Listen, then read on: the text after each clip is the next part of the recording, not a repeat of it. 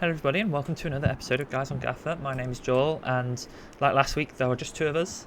Last week David was here. This week David cannot make it unfortunately, but Abhishek is back on the pod. How are you doing on this fine Monday evening? Yeah, doing fine. A bit of festivals going around in the last week, so wasn't able to be joining. So it was nice. A bit of a break from my usual hectic work schedule. A bit of enjoyment with the families. So the festivities is ongoing, but we have a 2.5 2 week break before the next festival comes. So it's nice. Not so nice in terms of footballing reasons. Let's not go deep into that. But yeah, in terms of fantasy, doing well, but a lot of high scoring weeks in terms of fantasy football going around. So an up and down kind of week I'm having in across all the formats of fantasy football that I'm playing. So yeah, it's been good. Watched a decent race between Hamilton and Leclerc last night. So yeah, I'm fine. Let's do it. Nice. Cool. Well, let's go into how we did in game week 14, which was a bit of a crazy game week, to be honest. I mean, for once, my team is up first. I got 89 points, and I nearly doubled my rank. I went from 66th to 121st. Um, what were my transfers? I brought in. That was right. That's it. I brought in Rutter for Bio. No, I didn't. I rolled. I did. I brought in Uh, Rutter in midweek. I rolled this time. uh, And like a lot of people, flip flopped massively on captaincy before the deadline. Had it in multiple combinations, and of course didn't put anything on Somerville.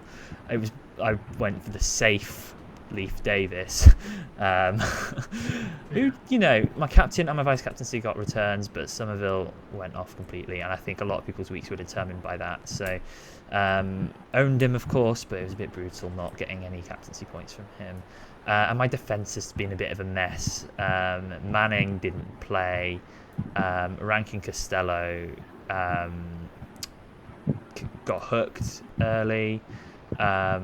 Key, who would come on for Manning, wasn't in the squad, still injured. So I'm going to get Kakai on for a sweet one pointer to take after the game tonight to finish on 90. So yeah, not a good week. I'd made some really good progress actually.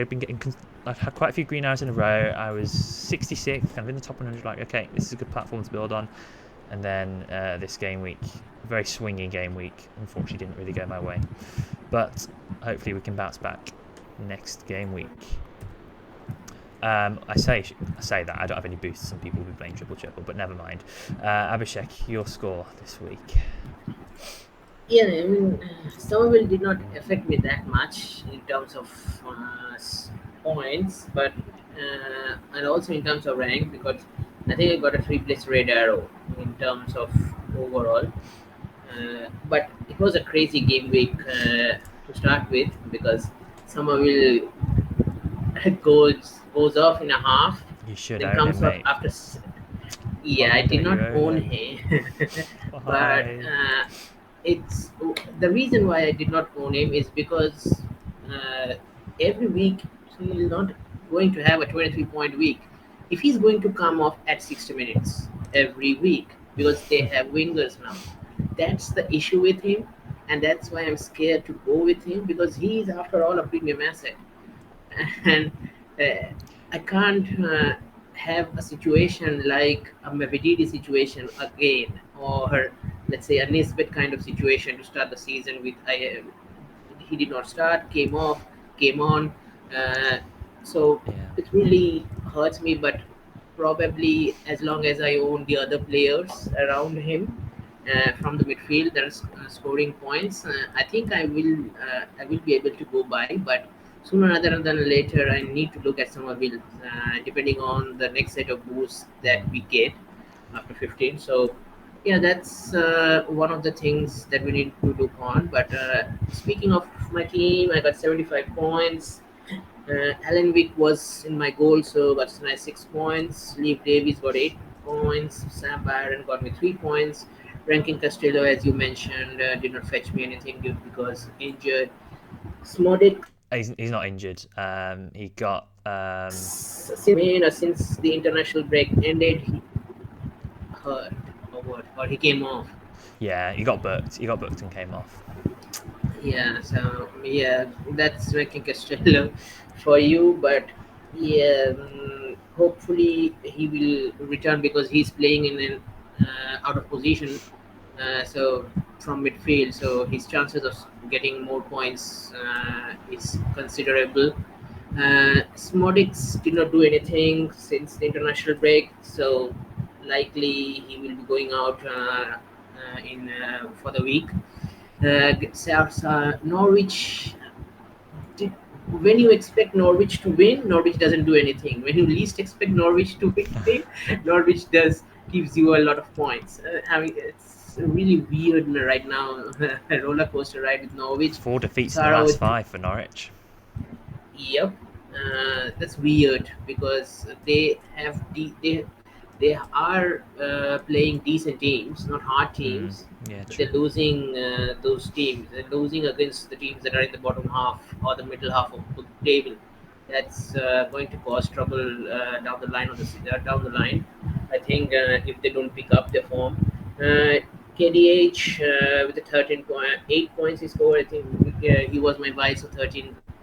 Jack Clark, 16. And my forward three were Rutter with 8 points. Armstrong, finally, Armstrong delivers Mm, in terms of that's goals good. after getting performance bonus in the last 3 weeks. Finally, he gets the return in terms of goals, 14 points. And Broadhead was my captain, 2 points. Scored rounded up 4 points. I mean, we all expected Ipswich to get those goals against that Plymouth defense, but Yeah, none of it's our unlucky. highly owned players got a return apart from Lee Davis assist, I guess. Yeah, it's unlucky. So yeah, it's a really tough time, but I think I'm doing well in terms of points, in terms of overall, not like you two, but I'm coming, I'm coming towards your rank. I have one Bruce Lake, which obviously by default will be Oh, played with boo. 15. You lucky thing. So hopefully, so hopefully I can catch up a few places and catch you guys soon. So yeah, in 75 points for me. In terms of overall, I am 628 at the moment. So yeah, Great. that's me. Now then, David, he's chopped off his score on his screenshot, so I can't see how many points he's Yeah, got. But I mean, he captain Chaplin, ouch, like you with yeah, Broadhead. He vice captain Somerville though, so he did at least get the extra 11 points from vice captaining him there. And similarly, he's had an issue with his defence, like I did, ranking Costello 0, De Silva to play tonight, and obviously Leif Davis. So looks like an okay week for David. But what I did see on his yeah, team screenshot is his overrank is 122nd, which is right next to me. yes, We're yeah. neighbours, rank neighbours. uh, in total, he has 98 points. So uh, Ah, good, okay. that's not an okay week. That's a good week for him. But it's probably still a red arrow. I mean, people were getting red arrows on well over Yep, 100 this week, which was yep, ridiculous to yep, be yep. honest, from Somerville captains in the top 100 and stuff. Yeah, But yeah, so yeah, that's David's team. We've got all the main guys like Clark, Dewsbury, of course. He also had Armstrong and Whitaker up front, so that was really nice for him. So yeah, he's done reasonably well, but not enough for a green arrow, I don't think. So yeah. I think yeah, he has one player playing today with Da Silva. yeah, Coventry plays West Brom tonight, so he has one player. So 98 one Da Silva, at least half clean sheet. So he might touch the 100 mark today, yes, yeah, yeah, very true. and might get a slight green arrow. Who He'll knows? re-overtake me. We won't be ranked neighbours Yeah, anymore. yep. Yes. Okay, so I feel like a lot has changed recently in the championship, and there's a lot of stuff we didn't really talk about last week in terms of like all the teams that have changed managers. We seem to have hit a point where like the respective boards of all these clubs have been like, okay, we've seen 9 or 10 games now, and it's not going the way we want it to, and we're gonna sack the manager. So how many managers have left? Let's count them, right? Bristol City. So Nigel Pearson got sacked today. Huddersfield, Neil Warnock left. QPR, Ainsworth left the other day, just off the back of this weekend, I think. Birmingham, Eustace got sacked. That's Yep. 4 recently. Any I've Sheffield missed? Wednesday. Yeah, 5. Gary Rowett, Millwall, 6. Is I that think it? that's it. Yeah. Yeah. Yeah. That's it. So 6 managers gone in the space of only probably like 3 weeks or so. Um, Yep. Crazy stuff. I mean, like the Nigel Pearson one today was so weird, I thought. Like, Bristol City are 15th in the table. Inconsistent, but, like, this Bristol City side isn't the sort of side I would expect to make the playoffs. They're not doing particularly badly. They're not going to be in under threat of relegation. Why have they gotten rid of him? I don't know. Maybe we need to speak to some Bristol City fans. But the one that's truly baffled me is John Eustace being sacked from Birmingham City. I mean, they've gone on a run of 3 defeats in a row. I was looking at some of the stats earlier. In those three games since they sacked Eustace, they have created one big chance, and each game they've had an XG of 0.6 or less. So they're not creating any chances. Admittedly, Southampton was a tough fixture that they've just had, but they seem to have no plan, the kind of no tactical shape anymore. What do you think of that for Birmingham? Because they were doing really well, and then they just got rid. Yeah. The thing is, A, I was shocked. B, I don't get the new manager appointment now because Eustace got those 3 losses. Your main players were out, and they are slowly coming to the side. So why do you sack him when you don't sack him when you when your team was not scoring those goals and your main players are out? You have to look at those things. You got Dembele out, you got Laird out.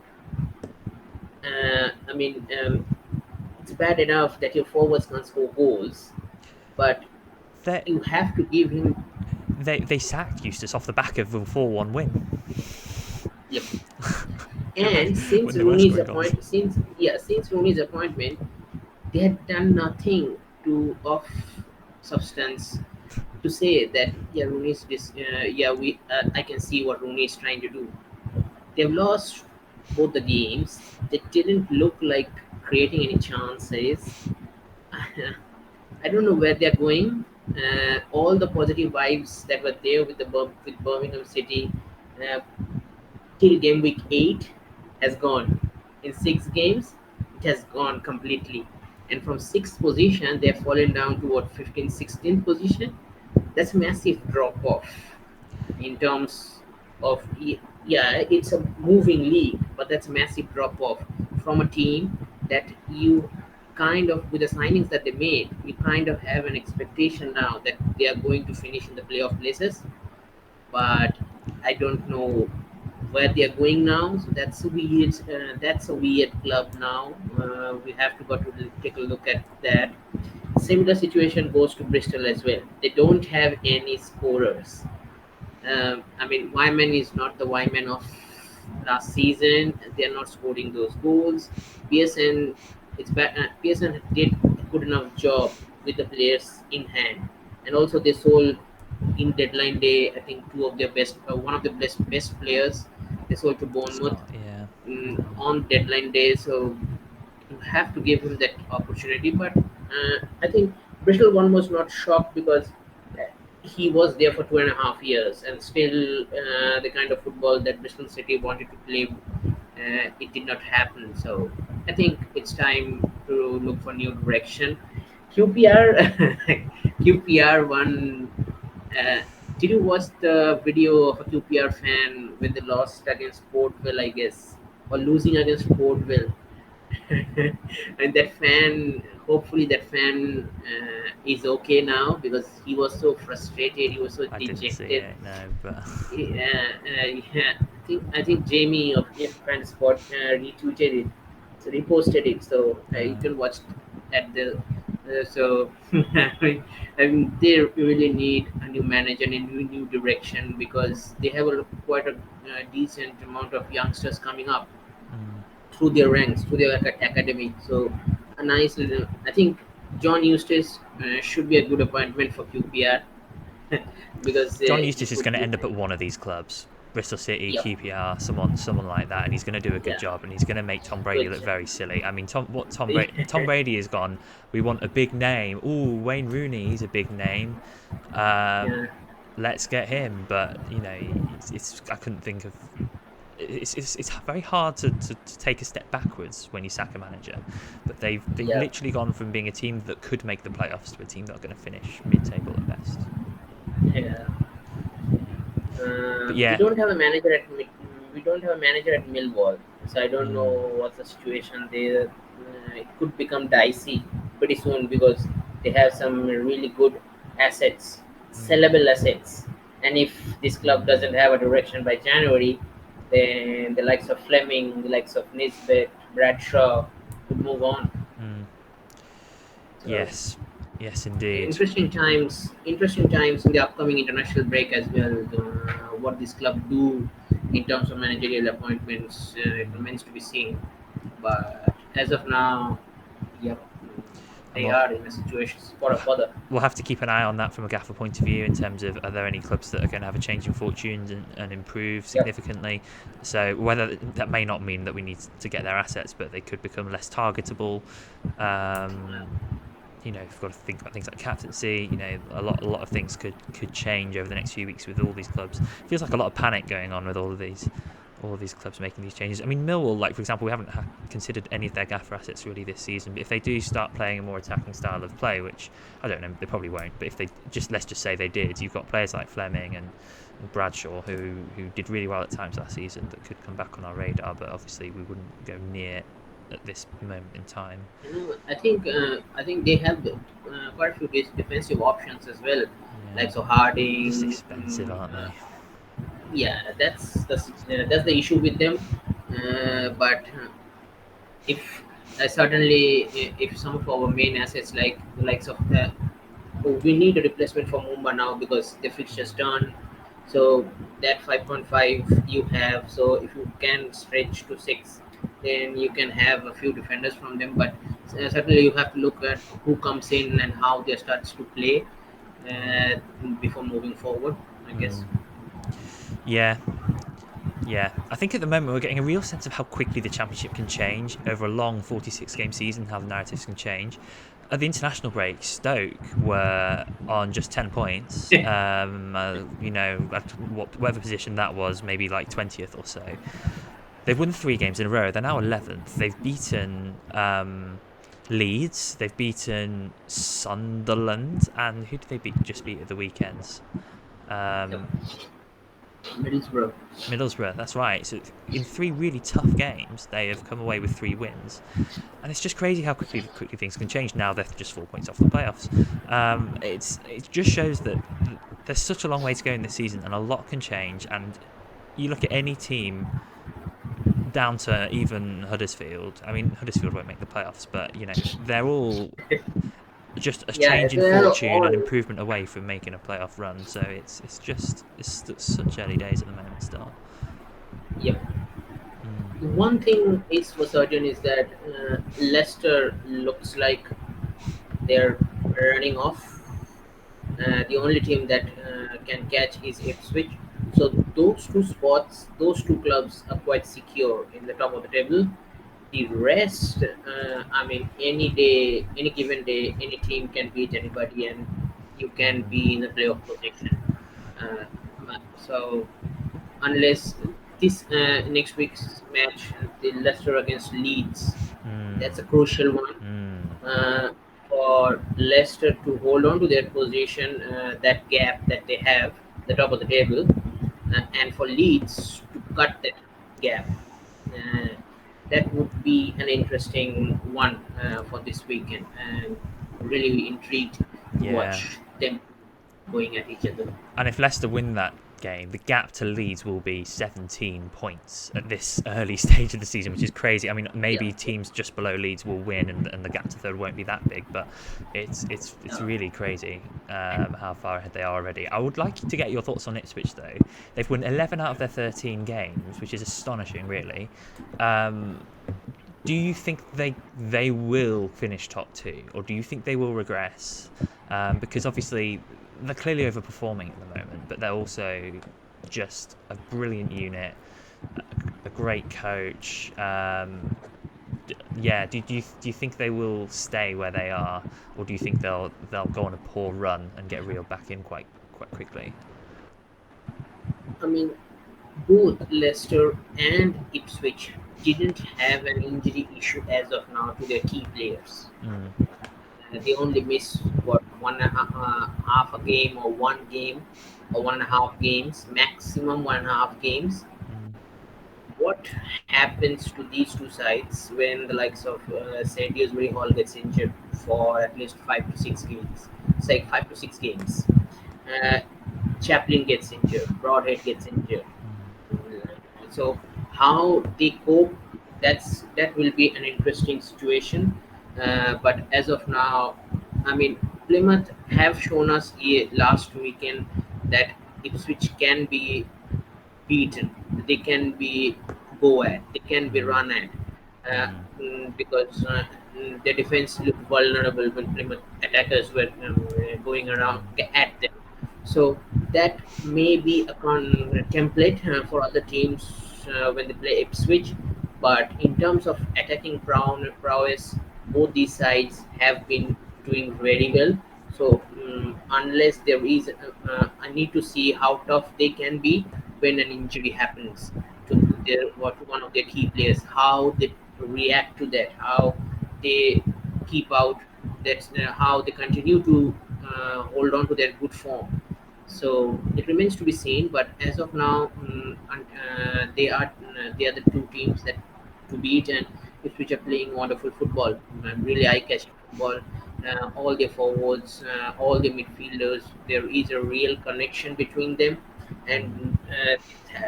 and they didn't look like a side that came off from League One. They look Not at like a all. side that's been in the Mm, championship for I think 2 to 3 years. They're playing like that. mm, It's really good.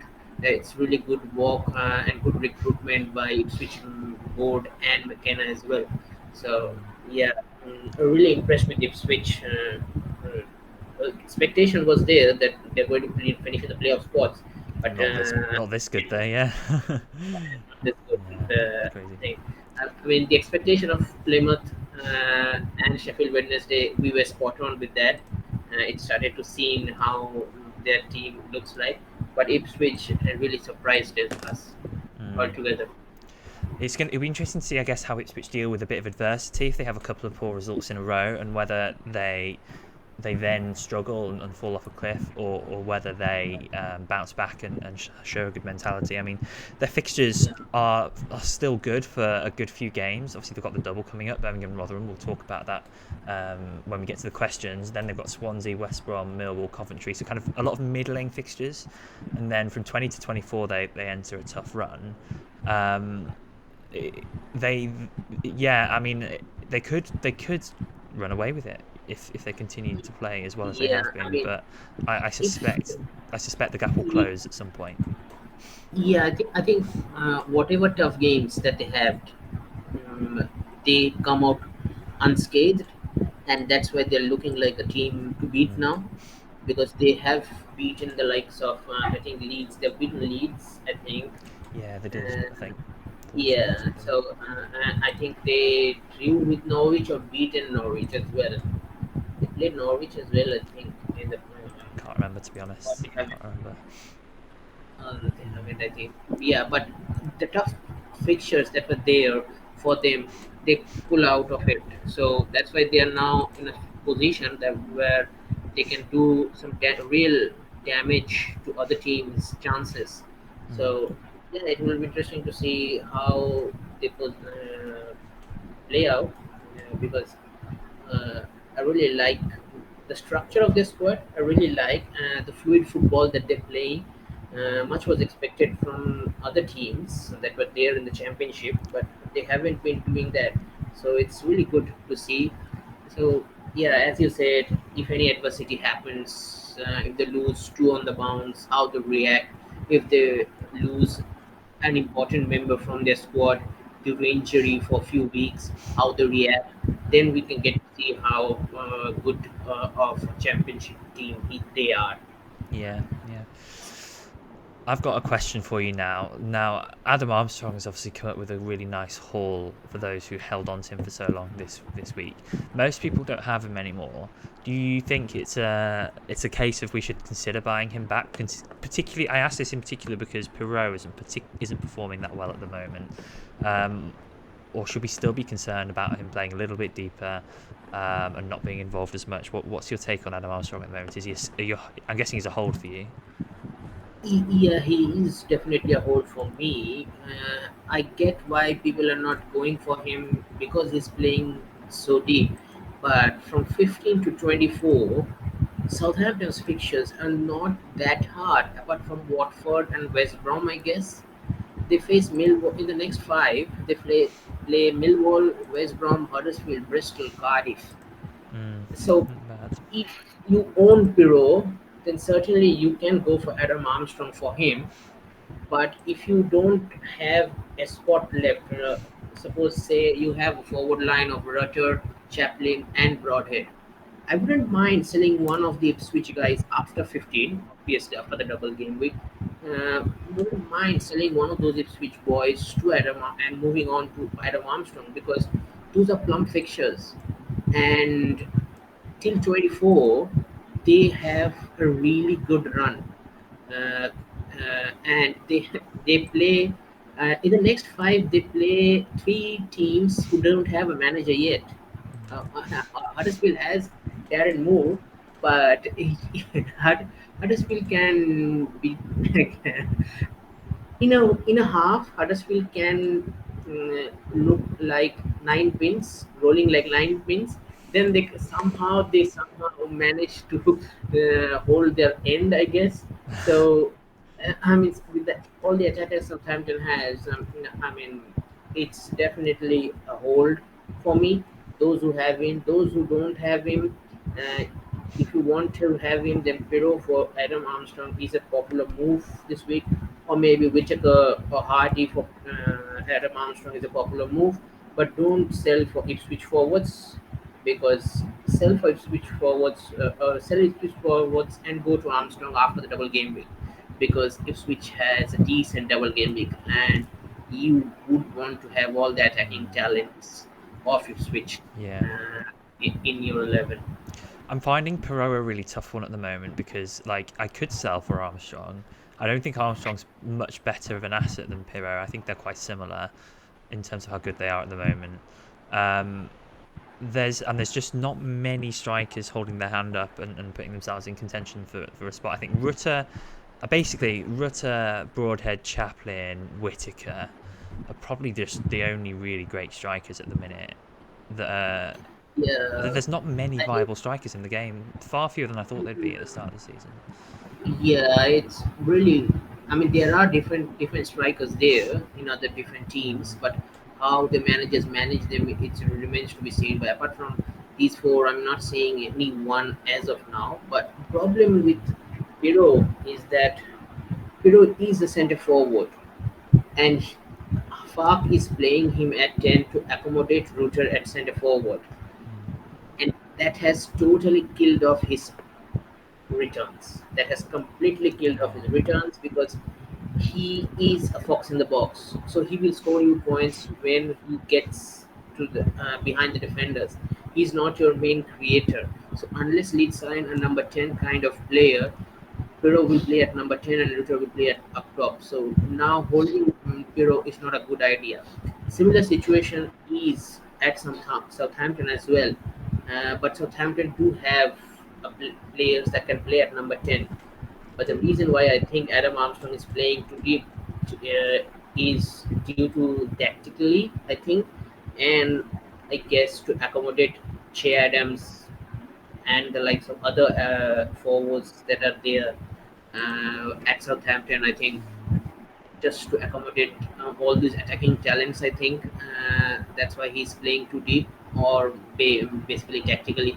But I guess if you are asking me to pick one of Biro and who do you trust, I trust Adam Armstrong to get me more returns than Pirro, because even though Adam Armstrong is not scoring any goals, he's getting those performance bonuses as well, because he's playing so deep. He's getting those extra points on his kitty, which Pirro doesn't help, because Ruther and the likes of Somerville and Daniel James get those points because they're running up and down. Pirro doesn't do that dirty work, whereas Adam Armstrong does the dirty work. So that's why their performance bonus is getting those performance bonus, because he's getting those. He's hitting those passing areas and whatever other performance bonus criteria that are there. So Yeah. that's why I think go for Adam Armstrong if you want Pirro now, There's because also certainly the minutes. fixtures back up. There's also a minutes aspect here as well, in that Pirro is often getting subbed off early because of the sheer options that Leeds have got on the bench. Anthony Bamford, Nonto, players like that. The wealth of attacking options they have, he is very prone to an early sub, whereas Armstrong is playing 90 most games, so there is that factor too, which I He's think the is quite captain as important. well. So yeah, it's an interesting one. I don't think I'm going to sell Pro just yet, because I don't think he's a priority sell. It's difficult though. It's difficult to know. I mean, after the game against Leicester, Leeds' fixtures, I believe, are pretty good. Yeah, Plymouth, Rotherham, Swansea, Middlesbrough. 3 of those 4 games are at home. Do I really want to sell Perot ahead of those games? I'm not sure I do. But minutes, yeah, the early sub's an issue. I think if there was a striker who was a significantly better asset than Perot at the moment, Yeah. I would move on. But there's no one there that really stands out to me. So yeah. I mean, that's the issue we had last season as well. But last season, Akpom was doing wonders for us. Bradshaw, like so, Akpom, Bradshaw was doing wonders for us. This season, apart from those 4 that you mentioned, nobody has really cropped up or stepped up to take the mantle, Mm, and that has hurt. That's hurting quite a few of us in terms of being different for our with our forward spots, because all our teams are becoming template mm, right now, yes. and it's really hard to get those upward movement in terms of rankings, I guess. Mm. Yeah, for sure. It is getting that way a bit at the moment. Hopefully, it will open up the game at some point. Because I think so far this season it's been quite good. Not too template, lots of good options. It's not felt like it's really difficult to make gains, but yeah, we're all gravitating towards the same players at the minute, I feel like.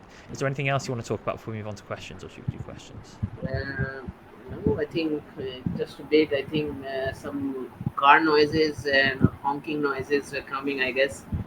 It's just sorry It's for alright. that, listener. It's okay. It's not too Uh, bad. yeah, so yeah, apart from that, I don't think should. No, I think few topics have come up in my mind, but it should be kept for the international break, because I need to do some more research before we talk about it. Hey, Basically, I can give that's you a no hint, worries. because I think in January we have the AFCON and I think the Asian Cup as well. Hmm. So many players who are in the who play for Asian countries and African countries will Mm. go. So need to do a lot of research on who is leaving, who is going. So one thing is that Ipswich, in terms of Asian contingent, I think Ipswich will have an effect. Mm. Uh, so yeah, more about that in the international break, because I need to do some research about it before I talk about it. So yeah, basically that that will be the topics that we will talk about. The Came into my yeah. the next episode we do, we'll have a very exciting. We can talk about a very exciting topic, which you all know I get very excited about. It's the boost reset.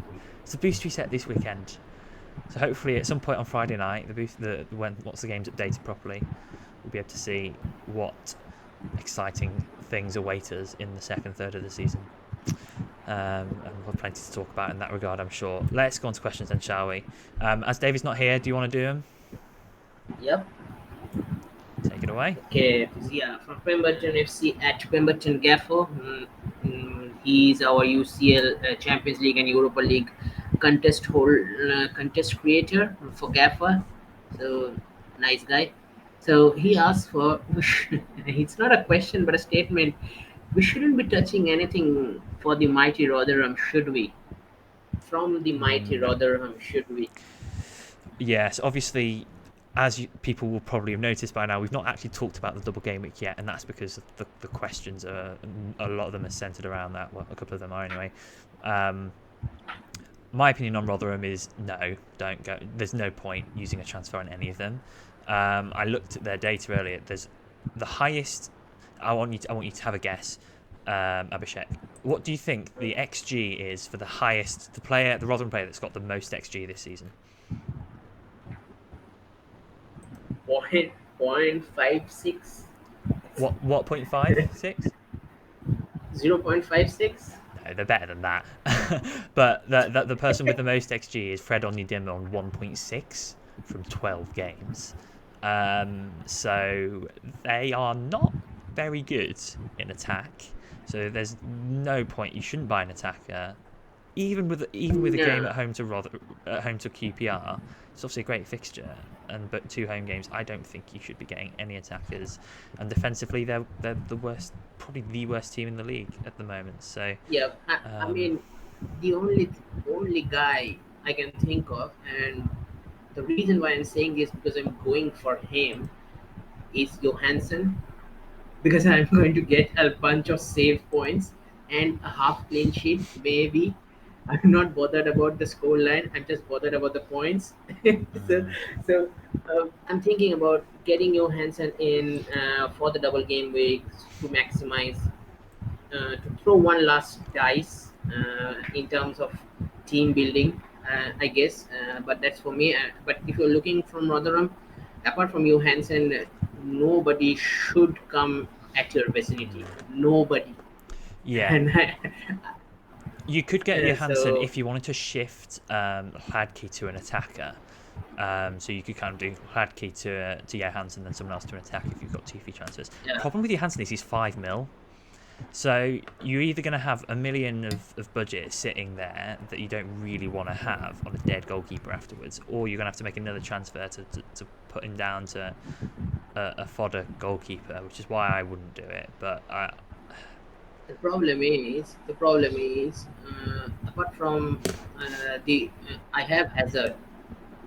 Plymouth has changed the goalkeeper, yeah, and that's yeah. Cooper is the number one. So Hazard is a dead end to me. So I'm doing it just for the sake of the double game week, so that to gain those extra points because I'm not playing Allen with the Stoke are in form. So that's in terms. So if you are going to go for him, then certainly go for him.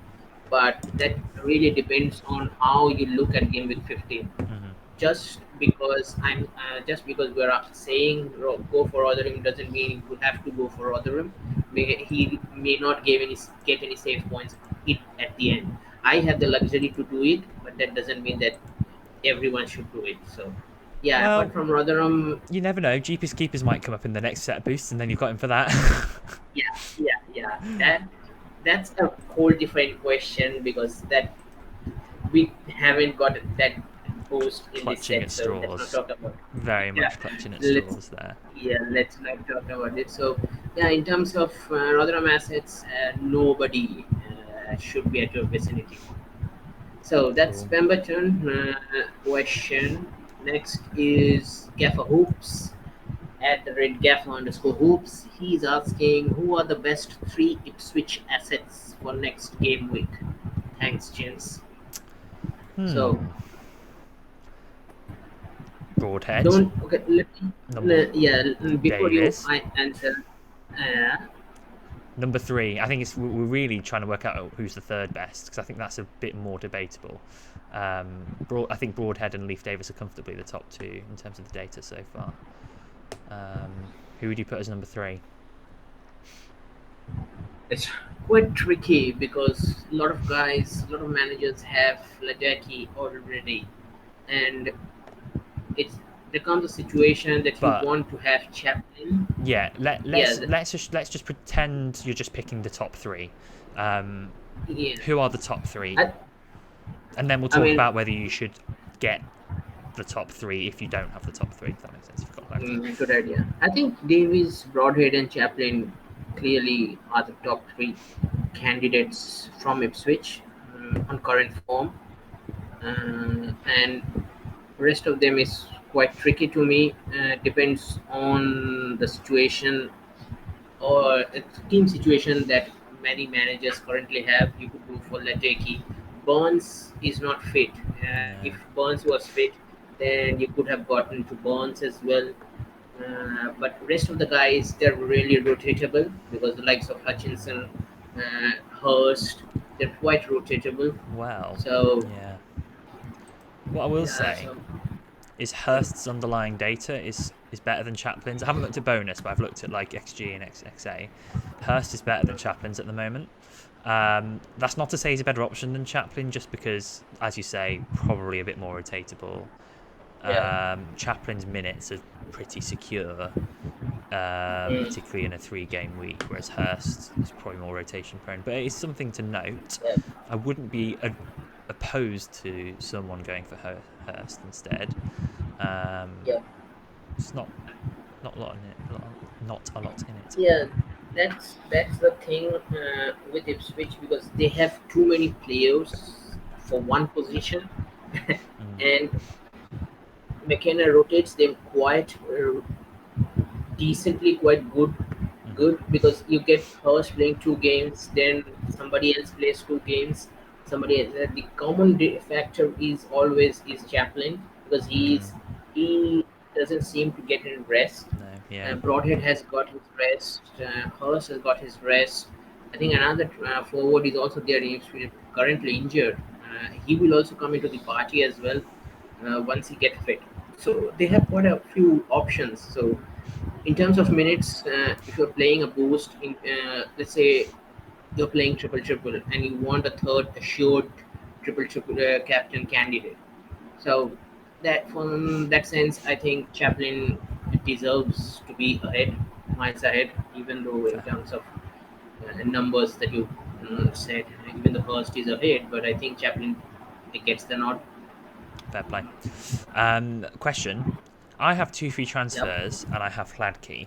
Should I transfer out Hladky and get in Chaplin, or a third Chatfield player, or should I just stick with Hladky? In your opinion, I think I know what my opinion is, but I'd be interested to hear what yours is. I think you are not playing any boost, so No. I don't see getting. I don't see you get transferring out your goalkeeper for getting Chaplin. If you're playing triple triple or some sort of boost, then you ought to take the gamble. But if you're not playing any boost, don't take that gamble because you are going to get a clean sheet. I think in term 4 half clean sheets, let's say two half clean sheets you're gonna get. A 10-pointer from Uh, Hladky feels quite realistic. a 10 to 15 pointer a minimum Not from 15, Latke but because they're you facing won't get 15. Rotherham. You won't get 15, but They're facing Rotherham and who they're facing.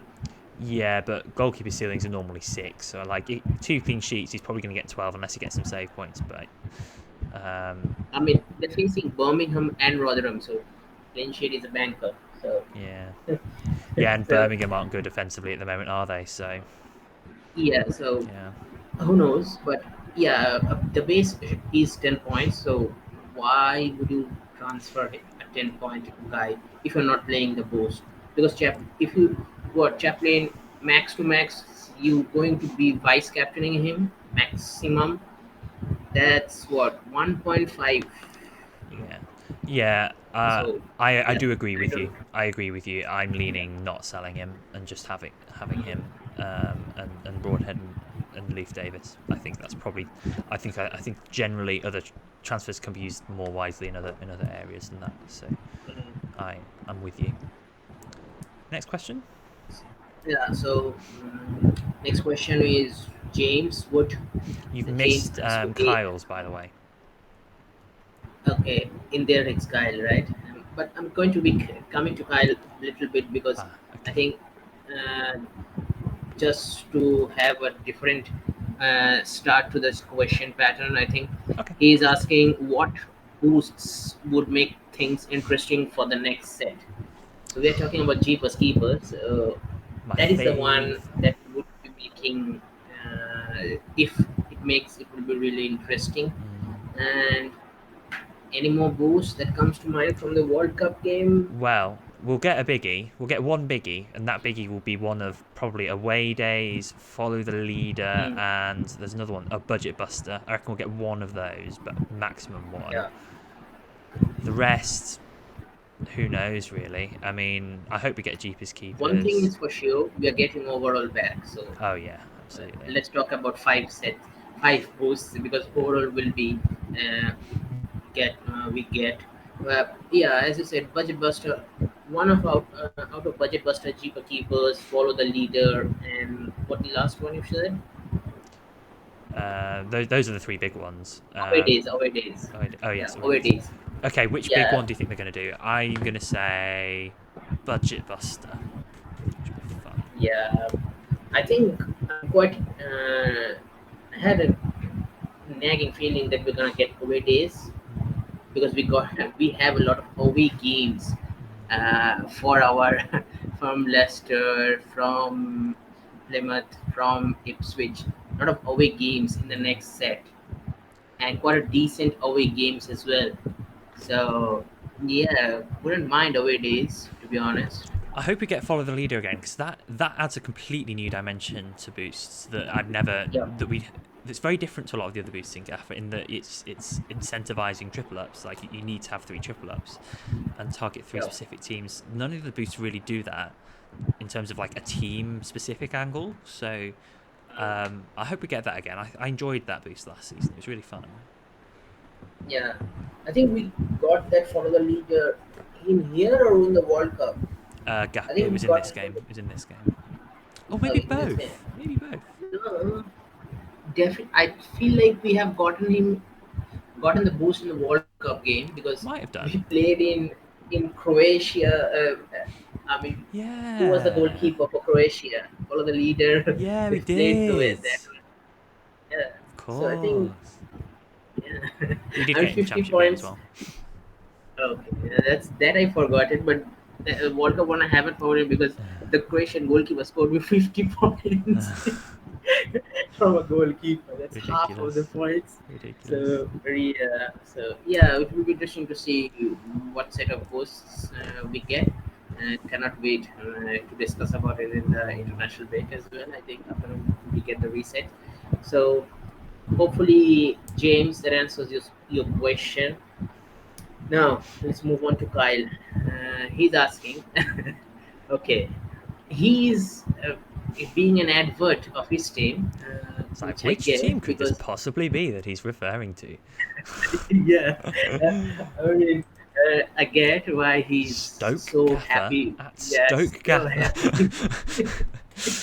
so happy with his team right now. So here he is. There is a team that have beaten Sunderland, Leeds, and Middlesbrough in the consecutive games, flying under the radar. Who are their best assets? I genuinely have no idea. Come on, Well, man. if he has no idea, then I don't think I can really offer much better than him. Yeah, yeah. I think. I mean, I was looking at their assets. Their assets, all the midfielders are really ownable guys, but who starts? It's a really tricky question because O'Neill has had. Uh, who is a Vidigal. Uh, he started Vidigal for 2 games, then he got benched.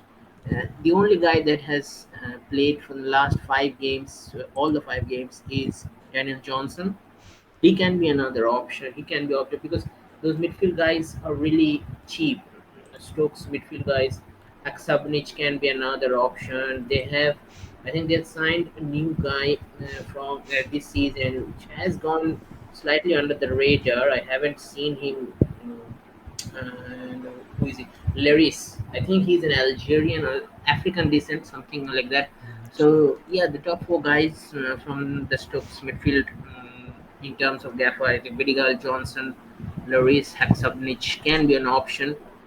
Don't go for the forwards. In terms of Travers has left, so Bonham can be a cheap goalkeeper at 4.4. Oh, He, yeah, that's interesting. he looks, yeah, he looks like starting goalkeeper because Travers has been recalled by Bournemouth due to an injury to Neto, I guess. And so, yeah, these are the couple of options. We all know about Hoover, so I'm not talking about Hoover. So, yes, these are the 5 6 options that you can look at. Uh, if you're trying to go a bit different in terms of midfield, especially Stokes, those midfield four, out of those four, majority of them play all the games. So you Mm, have to pick the right ones. Daniel Johnson seems like the most safest option, but I think uh, for me, I think Lewis, you can go Laris or Haksabunic, they prove to be much more potent in terms of attacking. And Daniel Johnson, although has the free kicks and the corner duties, but he will play deeper in midfield. So, mm. although other two names that I mentioned, and as well as Vidigal, they play in attack. So, Yeah. yeah, For go. me, I think it's the only one. I mean, there are teams to keep an eye on at the moment, I think, but the only one I'd go for is Vidigal. He's potentially viable. I don't think anyone else is potentially viable. I think Vidigal is potentially viable. It's difficult to fit him in with all the good midfielders in the game at the moment, but 4 goals from 6 starts. He was injured for a bit, and his underlying numbers are all right. Yeah. 0.42 xG per 90.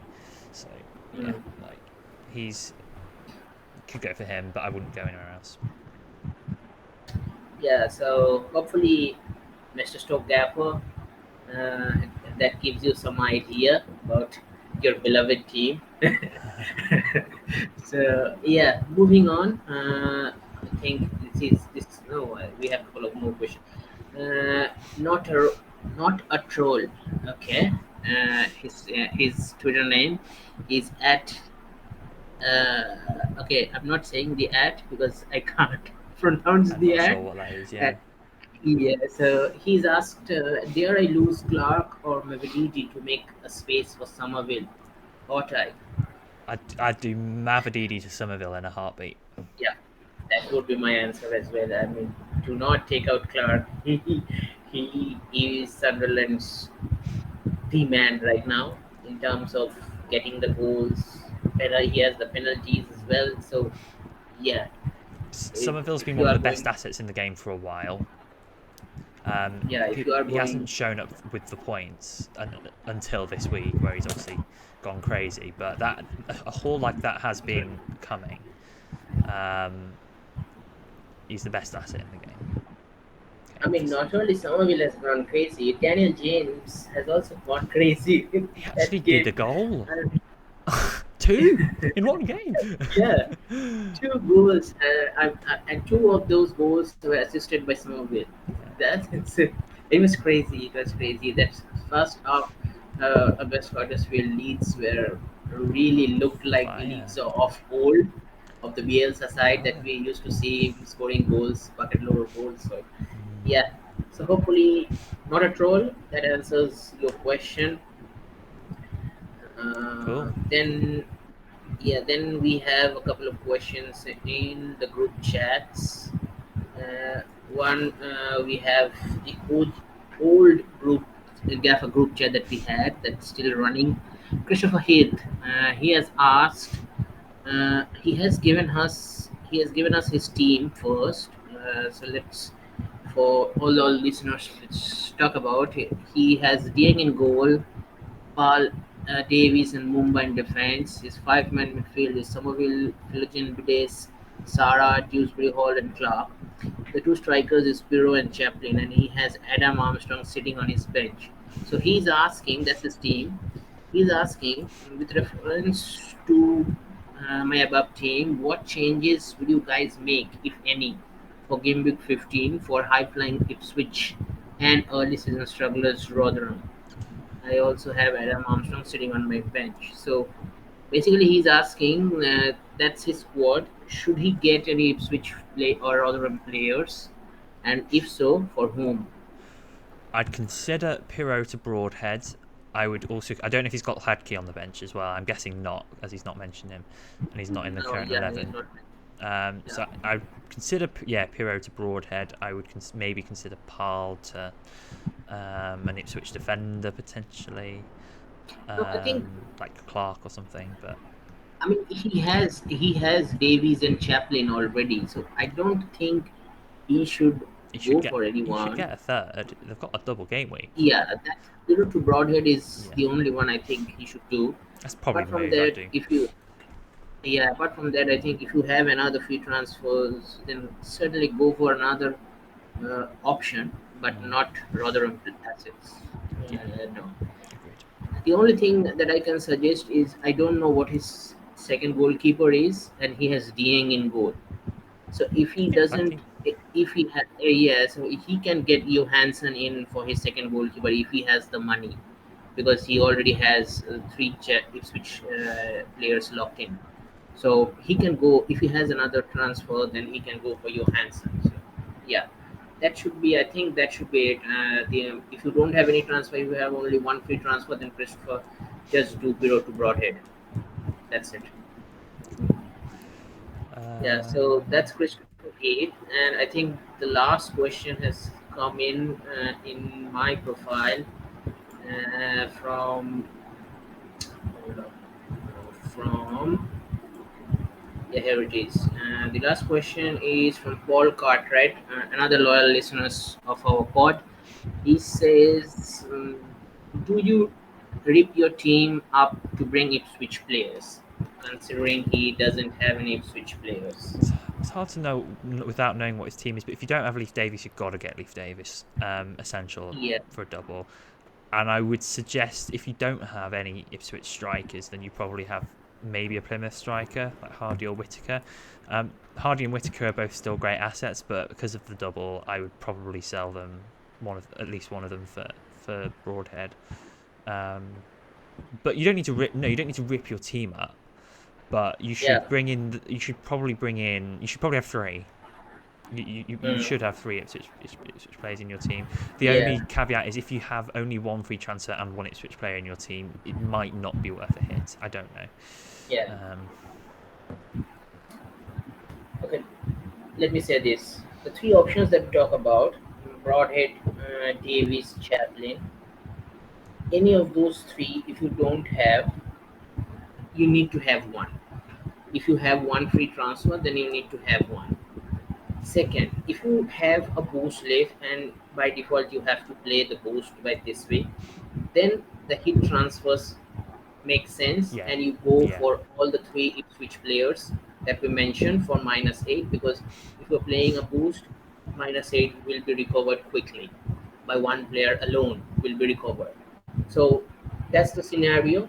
If you have one free transfer, then you have to get an Ipswich player. If you don't have an Ipswich player, maybe possibly a minus for a -4, get another Ipswich player. If the second situation, if you have any boost left, by default you have to play it, then have to get three Ipswich players. Or in both these situations, you don't have to rip up your whole team. So it can be manageable by hits, it can be manageable by free transfers. So you don't have to totally rip up your team just to accommodate those three Ipswich players. mm, So if that makes sense, Paul, hopefully you will get it. Get at least get one. At least get one. You have to get one. If not, if or two for a -4. Because even though if you take a -4, -4 can be recovered. So at least you have to get one or two, at least, because the fixtures are plumb, yeah, and you need episode. to. You will be behind the sofa situation if you don't have any Ipswich players, and Ipswich players starts getting those points. Indeed. Cool. Hopefully that answers your question. Thanks for all the questions this week. There were a lot this week, which is good. Didn't have very many last time, so it's Yeah, good to get quite a few in.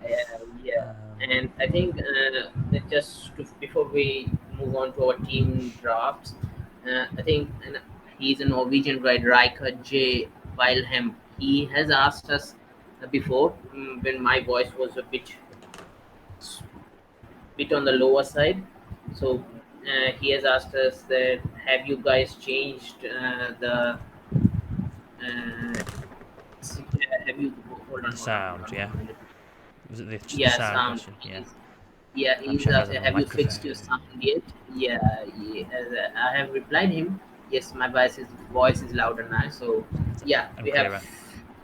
we have cleared up the sound system. So hopefully it will help you listen to us. And he's one of our Mm, loyal listeners from Norway, all the way to Norway. nice. Thanks to our Norwegian pod host, Mm, who has gone missing by the way this week.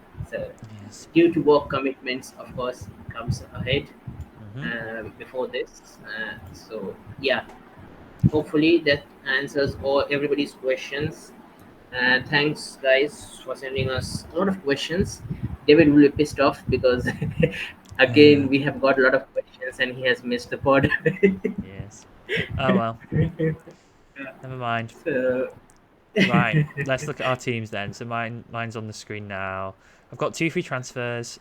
Not sure how I'm going to use them. I think, as mentioned before, we'll keep Pladkey as my third Ipswich. I do think I need to address the defence because if Manning is a bit of a concern now with Bree starting at the weekend, can't really be doing with that when I've got Josh Key who's injured and Kakai as my other option. So it's probably selling. It's either doing something like I don't have loads of money in the bank, you see, so I could do like Manning to Walker Peters, or I could do Key like a sideways move from Key to someone. I'm not sure who. In terms of just building out the depth. Walker Peters, I think, is a fantastic asset at the moment. He's probably the best defender in the game. His attacking threat is far greater than what we expected. I think in terms of Manning, for example. So Walker Peters is on my radar, but if I'm going to keep Manning, then I'm not sure I'll find a way up to him. I guess another route to that is selling Pirot to maybe Whitaker and then upgrading Key to Walker Peters and then having Manning and Walker Peters. It's an option. It's a possibility. But yeah, I'll have to think about it. I feel like my team's in good shape though. I'm very pleased with the team I've got and the fact that I'm able to address these minor weaknesses in the team rather than kind of having major issues and fires to put out is a nice position to be in. So hopefully this game week will go quite well. And captaincy is far easier than last game week to decide, thankfully. I just need to decide whether it's going to be Broadhead or Davis who gets the armband, and of course the other will get the vice captaincy. As yet, undecided. I'm slightly leaning Leaf Davis, but I'm not sure. Your team. so my team for guy for listener, it is saying Hazard in goal, but as I mentioned before, Hazard will be Johansson for me in goal. You're going into the I game week have with a double Rotherham defence. Love it. You'll have more doublers than anyone in the game.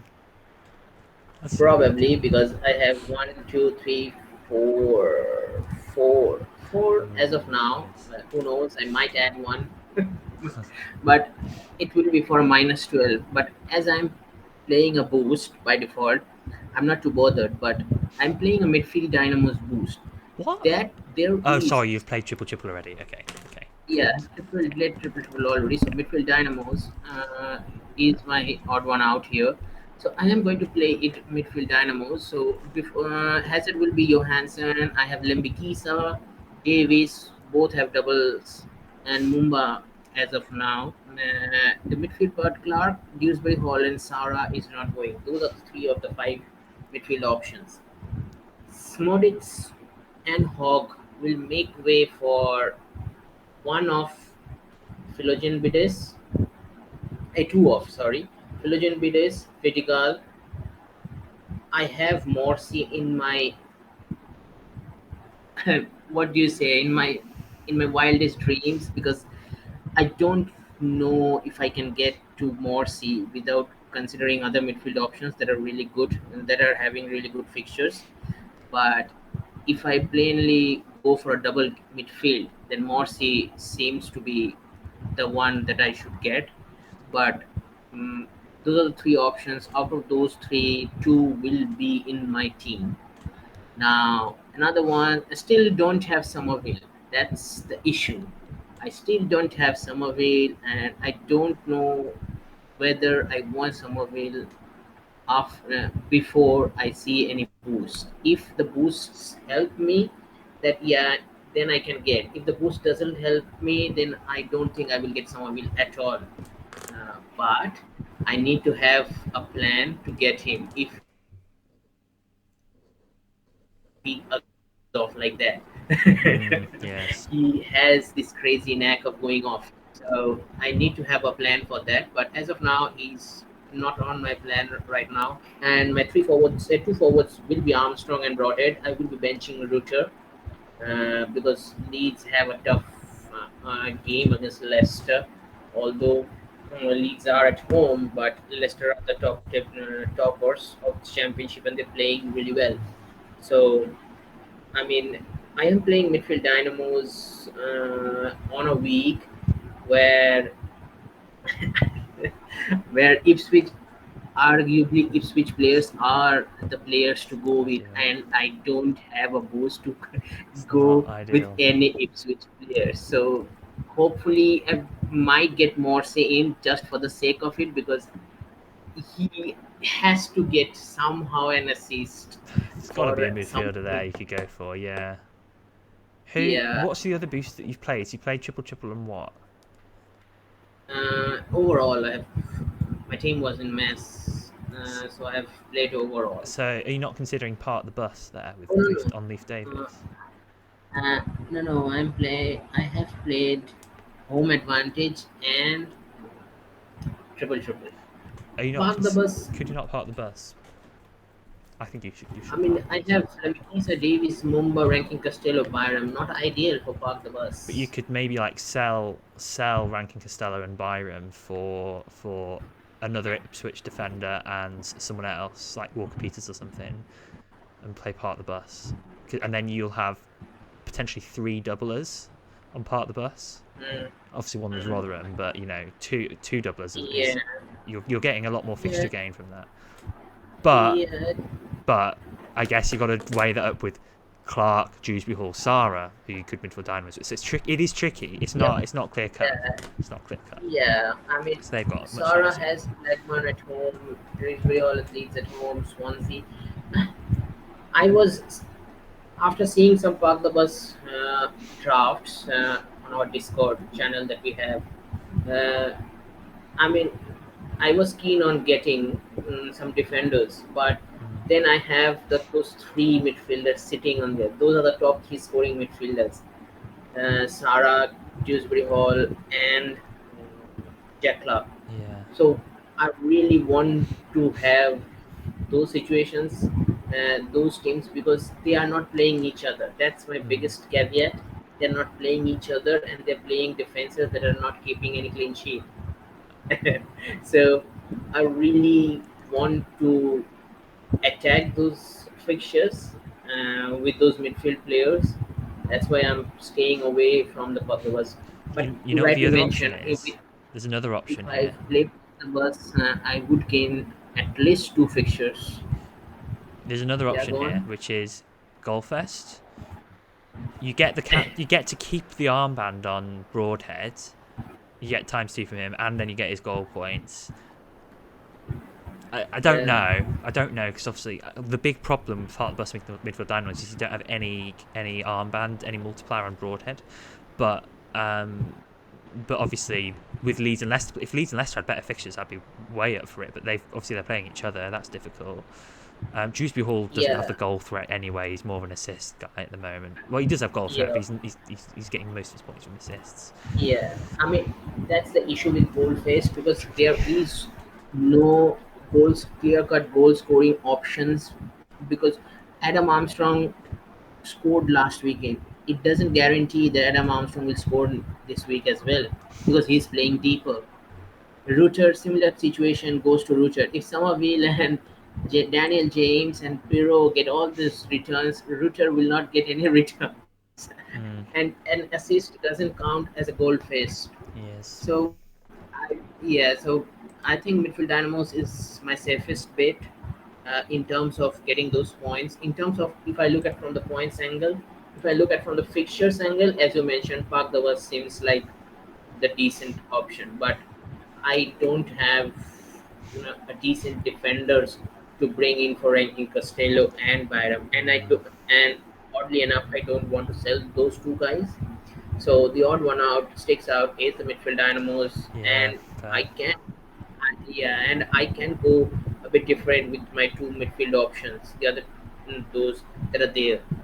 If I can go with Vidigal, there is an Philogen Bidet second option. Although they are playing one game each, but they have high potentiality of returning uh, in the midfield from midfield dynamos than the other players.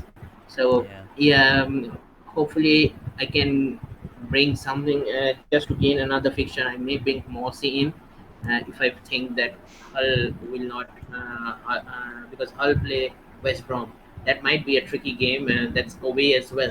So Mossy and Vidigal might be my move for Hog and Smodix. But midfield Dynamos is on play at the moment, and my two forwards are Armstrong and Broderick. There is no captaincy choice to make because midfield Dynamos no captaincy returns is there. So yeah, so those are the three moves. Johansson will come in. Vidigal, my 70 to 80% confirm is coming in. Now the thing is whether I pick Mossy or Philogen Bides. Have to see about that. So yeah, that will be Nice. my moves and my team for game week 15. Very good. Very good. Interesting stuff with your team there, I have to say. Yeah, David's team is on the screen. I'm not going to say much about it. It's a strong looking team. He's got 3 Ipswich already. Don't know what you do there, actually. It's really strong. Really strong team. yeah, And strong bench. So, yeah, he could roll, to be fair. Or he could, I don't know, maybe he'll try and get Broadhead. We'll see. But anyway, that's it. That's the end of the pod. Unless you have anything else to mention. Yeah, it's a good one. yeah. Excellent. No, just the thing that if you're listening on Spotify, do rate on rate it on the Spotify app. And also, if you're looking at if you're listening at Apple Podcasts, do rate it on Apple Podcasts. It really helps us to go to broader in terms of reach, to go have a broader reach, and we have hitting the right number of listeners and viewers in both our YouTubes and app and listening apps. So really, thanks to you guys for making us coming into the limelight and making us see that yeah we need to do more work so that we can get as many followers as possible like we have been getting up until now. So yeah, Nice. Well, that brings it to an end then. So thanks for watching and listening. Hope you all enjoyed it, and we'll see you very soon for another episode. So it's goodbye from me. and namaste from me.